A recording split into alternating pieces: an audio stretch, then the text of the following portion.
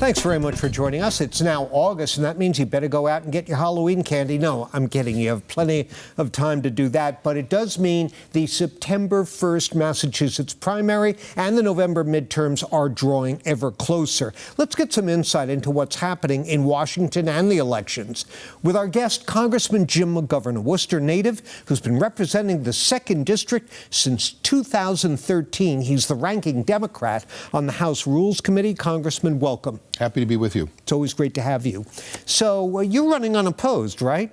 Yeah. Why? I have no idea. But you know, I would like to think it's because I'm doing a good job, and I have Democrats, Independents, and Republicans who appreciate that and believe I deserve another term. Have you ever run unopposed before? I don't think completely like this, but in any event, it's not my responsibility to find myself an opponent.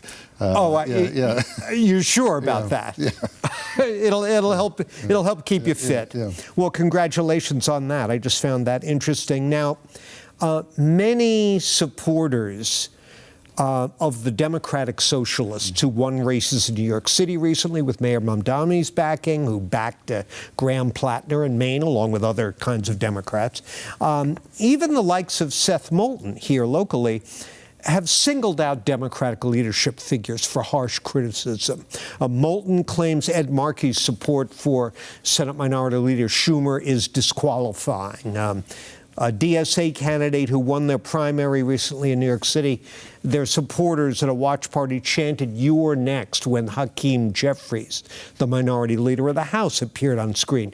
What do you think of that position, that attitude? Look, I'm not convinced that it's particularly helpful for Democrats to be, having these kind of internal conversations or debates. I actually trust the voters, and I think, if voters want somebody more to the left, they'll vote for somebody to the left. If they want somebody more moderate, they'll vote that way.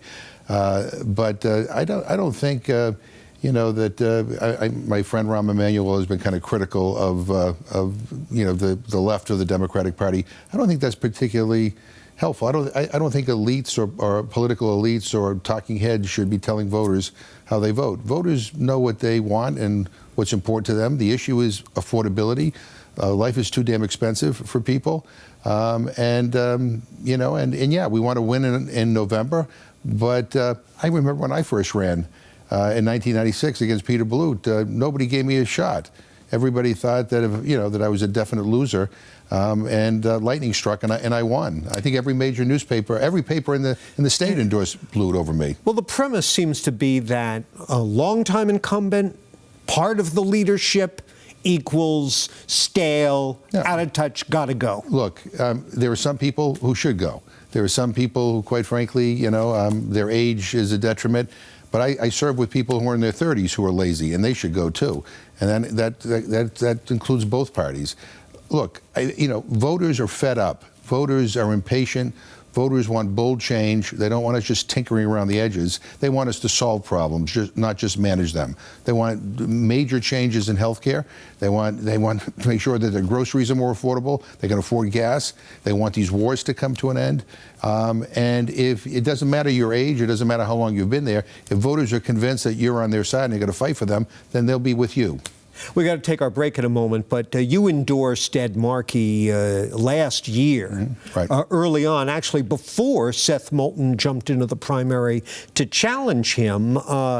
But your endorsement still stands, right? Yeah. Why? No, look, I think Ed has been a great U.S. senator. I mean, on issues that I care about, including climate change, he's been a leader, and he's a fighter. And not only as a member of the delegation, but as somebody who cares about the future, I think this is a time to fight. I think there's so much at stake. I think this administration has been so destructive. I think our democracy is at stake, and we need people who have the energy and the determination to fight and be on the side of regular people. All right, let's take our break, and when we return, we'll talk a little bit about the bigger political picture as we head into the midterms with our guest, Worcester Congressman Jim McGovern. So please stay with us. Welcome back to our conversation with Congressman Jim McGovern. And Congressman, you mentioned in our first segment here, you referred to the Trump administration as destructive. One of the big issues locally, of course, is our federal funding. And just this past week, there was a story about how funding was withdrawn from some blue states, and the whole process is heavily politicized. Nonetheless, later today, the day we're taping, you're announcing a $1.5 million federal grant to Worcester Polytechnic Institute for some specialized work that they do. Yeah. What is the overall status of our federal funding? Has it been impeded dramatically or not? I'm sure that this president has tried to impede that funding and maybe has delayed some of that funding. Okay. But trying to stop funding from going to certain states that have been approved by Congress is illegal. That doesn't stop Donald Trump. I mean, he breaks the law every day. He's the most corrupt president in history. And but the bottom line is that we are fighting back to make sure that our state, and quite frankly, every state, gets its fair share. How do you do that when the Republicans control the House? Well, I think the Republicans, know that this is illegal. I think the courts will be with us if it gets to that. And look, what goes around comes around. And I don't believe in an eye for an eye. But the bottom line is, we have a constitution, and we got to follow the law. And I think I think we're going to convince Republicans that has to be the case. Trump can't get away with basically overruling Congress. The only way you can stop funds that Congress has appropriated is for Congress to say these funds should not go to certain states. Mm-hmm. I've noticed that recently Republicans have accelerated their habit of referring to some Democrats as communists.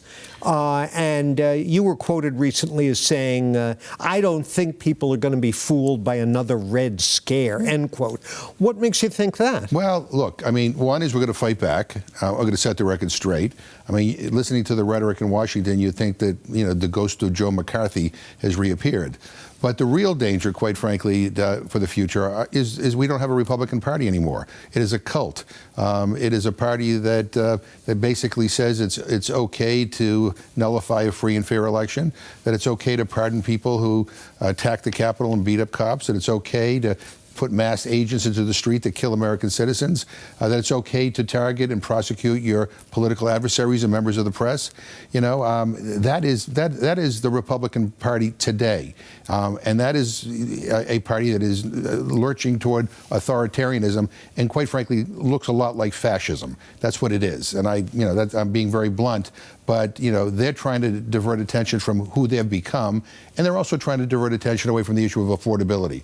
I mean, everywhere I go, people talk about the price of everything, and they want us to do something about it. And so Republicans don't want to go there, so that's when they start talking about communists and Bolsheviks and all this other stuff. What's your level of confidence that the Republican Party will change if and when Donald Trump leaves? I hope it changes when Donald Trump leaves. I've been really stunned by so many of my Republican colleagues who know better, who go along to get along. The fear that Donald Trump has instilled in the Republican Party is, I've never seen anything like it in my entire life. People who tell me after they vote that they know that this vote was wrong and they still do it anyway, or privately tell me that Donald Trump is a wannabe dictator, and then when a reporter puts a microphone in front of their face, they say he's the greatest president in history. Because they're afraid of having, as you put it, the cult sicked on them? Well, yeah, and we've seen what happens. I mean, look what happened to Senator Cornyn. Look what happened to Senator Cassidy. I mean, they vote with Trump like 99% of the time. And because they weren't sufficiently, praiseworthy of him every single day, Trump went out and, found someone more extreme to replace them. That's not good for our democracy, and it really has ruined the Republican Party. I got to wrap it up, but what's your prediction for this fall? I think Democrats are going to win the House, and I think there's a real good shot we're going to win the Senate. I think people are fed up. They want change. They know this president has lied to them. You know, they're worried about the future, as they should be. Super quickly, if that should happen, what does that mean? Just gridlock for 2 years? No. I mean, one is there'll be a check on this White House. Okay. We'll be able to do oversight hearings. We'll be able to, you know, pass bills in the House and hopefully work with more moderate elements of the Senate to send bills to the president. But look, we need to slow down some of the damage this president has done. $1 trillion in cuts to Medicaid, $200 billion in cuts to SNAP. It is going to be devastating to people here in Massachusetts and around the country. We need to win to stop this stuff, and you know, winning back the House, we will have the ability to stop some of this. Come back after the election, and we'll see how good a prognosticator you were. Look forward to it. Thanks, Congressman. That's Jim McGovern, Congressman from Worcester, the 2nd District. That's my time. Now, back over to my colleagues for more WBZ News.